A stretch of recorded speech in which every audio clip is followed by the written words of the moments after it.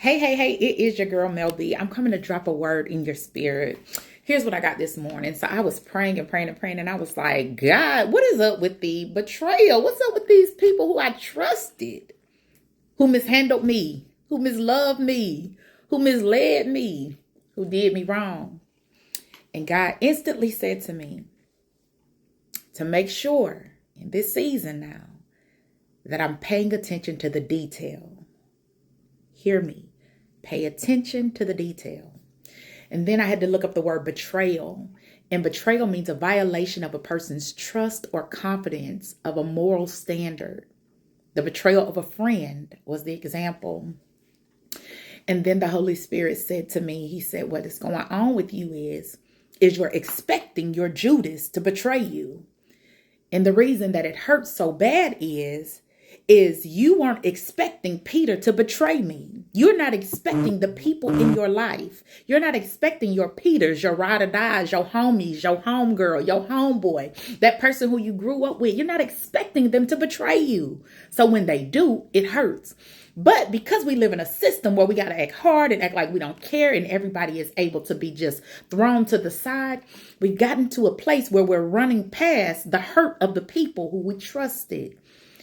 And so in this season, you got to understand, you're looking for Judas. Everybody is always concentrating on how Judas betrayed Jesus. But in this life, I don't know about your life, but in my life, baby, I done had some homegirls betray me. I done had some people who I trusted betray me. Now, I know there's some people who can agree that you've had some people, some ride or dies who betrayed you and you weren't expecting it. You've had that relationship that you thought was going to last forever fall apart because of betrayal, because of hurt, because of things happening that you weren't expecting. And God is saying, I want you to pay attention to the details. Now, I do understand that everybody is not losable. I love using that word. Everybody is not fumbleable. Everybody can't be lost.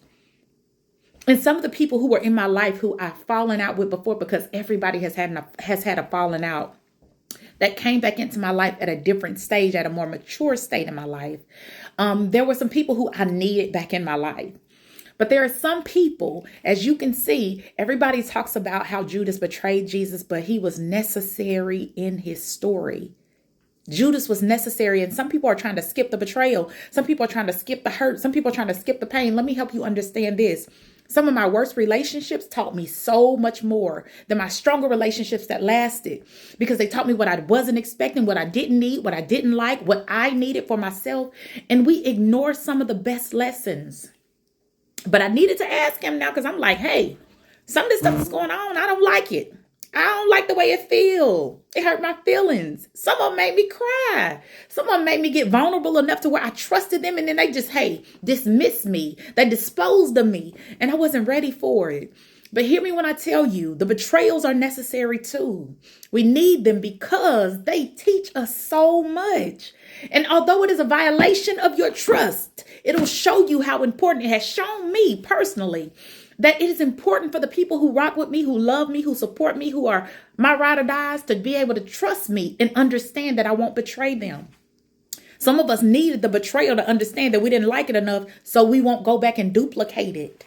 So in this season, hear me when I tell you, it is important for you to understand, for you to know, for you to hear God, to have discernment, to understand that although everybody in your life is here for a season, everybody is not for a lifetime. There are some people who came, they bloomed, they died, and they moved on to make space for the new people who are coming in your life, to make space for the new relationships, to make space for the new marriage, to make space for the new friendship, to make space for the bestie. Whatever it is, you got to understand how you posture yourself through the betrayal, how you learn from your situations, how you apply these things, how you're anchored in God so you can go back and say, hey, God, that betrayal didn't feel good. I had to go back and tell him this week, hey, you said vengeance is yours, Lord, and I need to see some vengeance taking place on some of this stuff, because I was loyal. I was ride or die. I was there, and they weren't. And God said to me, hey, I don't want you trying to keep tally your score.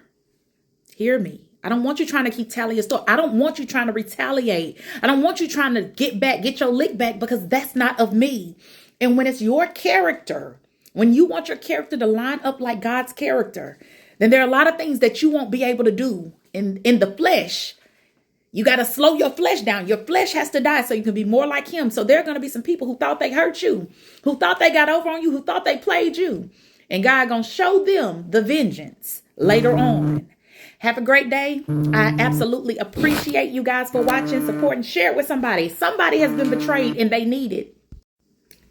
Somebody has been betrayed and they need it. They needed to hear this message. So understand, even in the season of betrayal, you got to understand that everything that God allows in your life is necessary and it's essential for your growth. I love you guys. Continue to watch, continue to share. Catch me on my YouTube channel, Mel Bowers. Go watch the videos. I'm about to be dropping some gems for you all to learn, for you all to download in your spirit, and for you all to not just be hearers of the word, but doers. Have an amazing day.